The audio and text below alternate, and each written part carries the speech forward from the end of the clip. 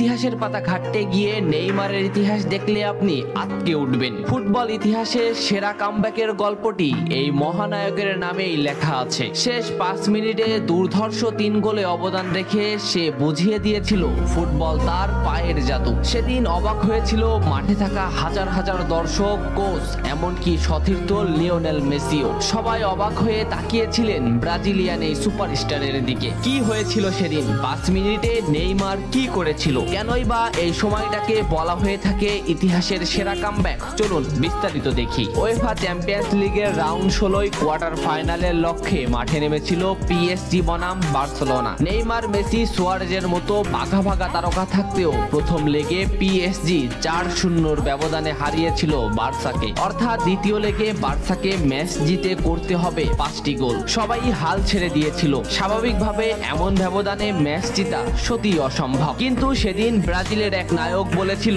এটা সম্ভব, আমরা এটা করে দেখাবো। যেভাবেই হোক না কেন আমরা দলকে ম্যাচ জেতাতে চাই। 2017 সালের 8 মার্চ অনুষ্ঠিত হয় এই ম্যাচের দ্বিতীয় লেগ। ম্যাচের শুরু থেকেই ক্ষিপ্ততা আর দক্ষতা দেখাতে শুরু করেন নেইমার। এই ম্যাচে যেন আবির্ভাব হয় কোনো এক নতুন নেইমারের। এই নেইমারকে তো কেউ চেনে না। ম্যাচের 3 মিনিটেই লুইস সুয়ারেজ পেয়ে যায় প্রথম গোলের দেখা। এরপর নেইমারের ক্ষিপ্ততায় একের পর এক আক্রমণ সাজাতে থাকে বার্সা। এদিন যেন নেইমারকে কোনোভাবেই আটকাতে পারছিল না পিএসজি। নেইমারকে আটকাতে একের পর এক ফাউলই বেছে নিয়েছিল তারা। ম্যাচের 40 মিনিটে লেভিনের আত্মঘাতী গোলে বার্সা পায় দ্বিতীয় গোলের দেখা। ম্যাচের 50 মিনিটে ক্ষিপ্ত থাকা নেইমারকে ডি বক্সের ভিতর ফাউল করে ফেলে দেওয়া হয়। এতে বার্সা পেয়ে যায় পেনাল্টিতে গোল করে দলকে এগিয়ে নেন লিওনেল মেসি। তবে যেমনটা ভাবছিলেন এই ম্যাচের গল্প ফুটবল বিধাতা তেমন ভাবে লেখেননি। 62 মিনিটে বার্সার কফিনে শেষ প্যারাটা পুড়ে দেন এডিনসন কাভানি। এতেই স্তব্ধ হয়ে যায় ক্যাম্প নু।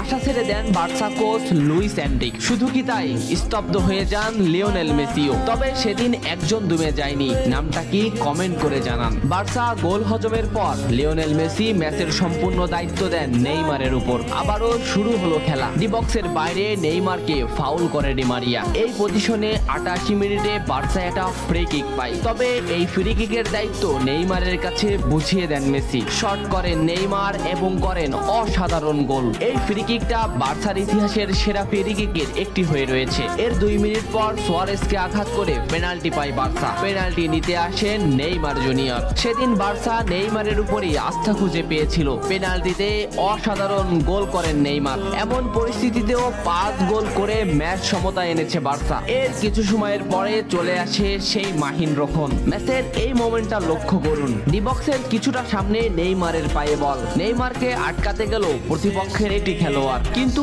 নেইমার শর্ট মোমেন্ট নিয়েও শট না করে বলটির সামনে আগালেন। এই মোমেন্টটা লক্ষ্য করুন। নেইমার একবার গোলের দিকে তাকালেন। এতেই সে বুঝে ফেলেছে কোথায় বলটি দিতে হবে। নেইমার শট নিলেন। আপনি সাধারণ চোখে এটাকে একটা শট দেখলেও এটা হলো সেই শট যা লিখেছিল ইতিহাসের সেরা কামব্যাকের অধ্যায়। নেইমার এমন ভাবে শটটি নিয়েছিলেন যাতে রবের্তো শুধু পা লাগিয়ে গোল করেছিলেন। শেষ 5 মিনিটে সেরা 3টি গোলে অবদান রেখে সেদিন ইতিহাসের সেরা কামব্যাকের নায়ক হয়েছিলেন ব্রাজিলিয়ান এই সুপারস্টার। সবাই যেখানে স্তব্ধ হয়ে গিয়েছিল নেইমার সেখান থেকেই শুরু করেছিলেন। নেইমার বুঝিয়ে দিয়েছিলেন নিজের দৌড়ত্ব। ইতিহাসের সেরা কামব্যাকটা বার্সা নেইমারকেই উৎসর্গ করেছিল। এ ম্যাচে নেইমারের পারফরমেন্স ছিল আকাশচুম্বী। মাঠে থাকা দর্শকরা শুধু নেইমারের দিকেই তাকিয়েছিলেন। নেইমার এমনই, যখন জ্বলে ওঠে তখন সব পুড়িয়ে দেয়, সব তছনছ করে ফেলে। ইতিহাসের সেরা কামব্যাকের নায়ক সেদিন পিএসজি কে হারিয়ে বার্সার সমর্থকদের মুখে